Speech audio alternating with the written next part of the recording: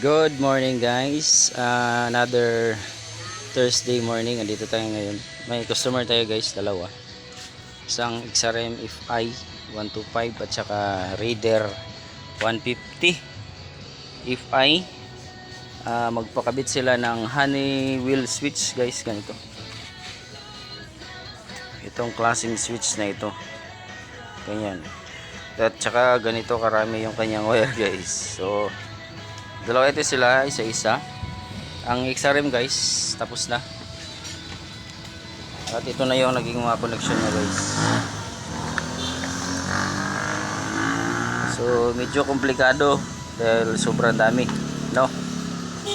So ang kuan dito, konti na lang dahil ang susi din nila ng may-ari, hindi iniwan.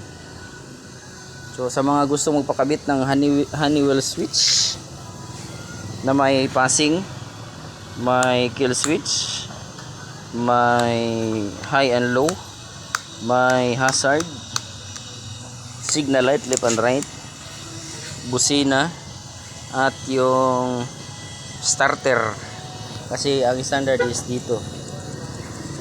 Ito yung standard niya. So pag magpakabit ka ng Honeywell, dito na yan siya. So pwede mo na itong i-condemn. So ganito na mangyayari.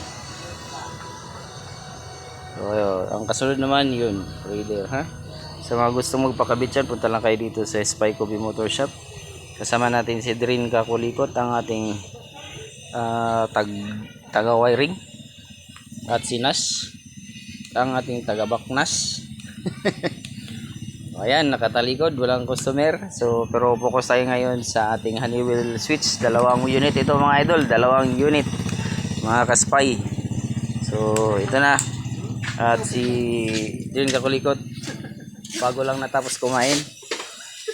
Siyang tumira ng ating Honeywell switch na napakaraming wire.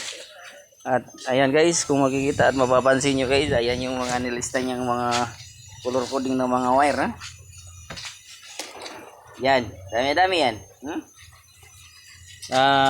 Sabi nila, sabi ng may-ari, umabot na sila ng midsayap sa kakahanap ng kung sino yung magkakabit. Taga-landasan lang sila. Ayan, dito lang pala sa landasan yung kailangan nila. So hanggang dito na lang muna tayo guys. Thank you. So ayan guys, back to kuha na si Drin Kakulikot guys. Error. Ang advantage nito guys, dahil dito sa Spy Coffee Motor Shop may tester kami na maya ganito. Ha? Yung iba walang ganito. So mahirap yun. Nas, pindutin mo lang yung starter na. Starter. Yeah, saan na starter? Ito? Yung sa Sa kabila. So guys, update tayo mamaya guys pag Raider na yung titirahin guys, kasi medyo mahaba-haba ito guys eh. Matagal-tagal. Ito na guys, ikalawang unit. Raider 150 na yung tinitira namin. Itong kanyang honey switch. Maglalagay rin kami ng busina. Kala sa akin, serbato, busina yan. At magre-rewire tayo ng mini driving light. So ayan guys, so binaklas na namin ni Kabaknas. Itong mga kasama natin sa baklas. Ngayon guys, hindi tayo gagamit ng ganitong mga tape, mga ikot-ikot na tape. So gagamit tayo ng hose. Itik pa natin agad. Hindi din. Yun na yan guys, oh. Hose ang gagamitin natin para maganda tingnan, eh. Kumaya ta siya, eh. Sa tabtago, talago ito siya, ha? Abangan nyo guys, nang matapos na ito.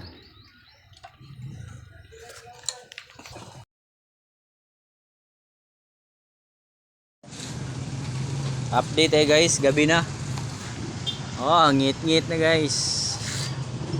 So ayan na, ang Raider naabutan na ng gabi dahil maraming pinagawa. May dual contact horn, mini driving, Honeywell switch, pati passing. So ito yung relay guys, oh. namin nilagay yung relay niya, tama-tama talaga sa upuan. At ito yung naka-direct tayo sa battery.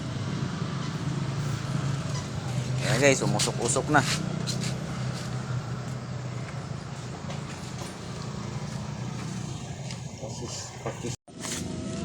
Okay na guys, tapos na. Ayan na. Testing, start. Yan, hazard. Nasa Honeywell switch lahat yan guys ha. O, hazard. High and low. O, on off. High, low. O, ayan. Passing. Nasa mini driving yung passing guys. Yan. Tapos yung standard horn. Standard. Loud horn. Yun, nakapasa yung loud horn. So ayan, kompleto na. Natapos guys. So, yan. So, kung bago ka pa sa akin channel guys, please subscribe sa mga videos. Hanggang dito na lang guys. Thank you.